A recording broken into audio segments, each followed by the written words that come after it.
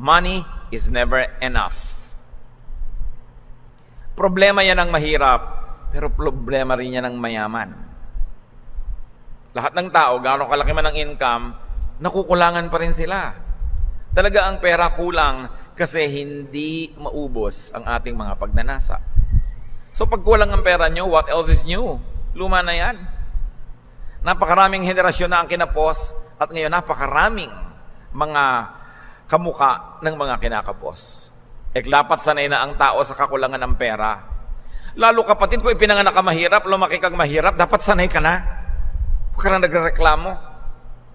Gumawa ka ng paraan para ka umasenso, madagdagan ang iyong kita, guminhawa ka. Pero kung hindi ka maghinawa, di pa, sanay ka naman. Parang sa Pilis, ang init, ang init. Talaga naman mainit dito eh. Pumunta kayo sa Alaska, maginaw. Anong bago sa mainit? Malamok. Anong bago sa malamok? Magdala kayong kulambo. Adjust. Love money less, and you will feel the abundance of it. Mas mahal mo yung pera, mas kumukonti siya kasi pakipot ang pera. Pero habang hindi mo siya masyadong pinapansin, pinapahalagahan, parang marami. Kasi naiiba yung focus mo.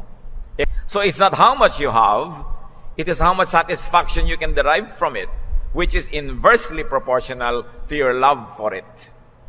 So the less you love money, the more abundant it gets, as far as your reference point is concerned.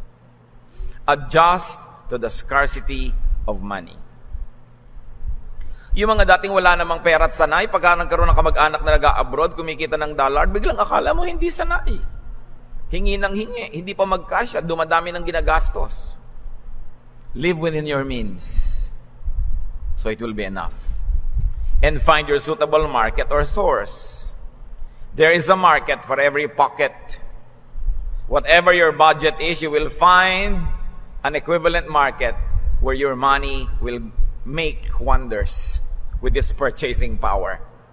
So kung maliit ang pera mo, humanap ka ng binibilhan ng mura, ganon din yun. Pareho lang. Ang ending nun, pareho rin. Lahat ng sabon, pare-pareho yan. Kaya mahal, kaya mura. Invent more pleasures from cashless and plasticless transactions. Do more barter. Marami naman tayong pwede ipalit, hindi lang pera. Yan ang mga katotohanan ng buhay.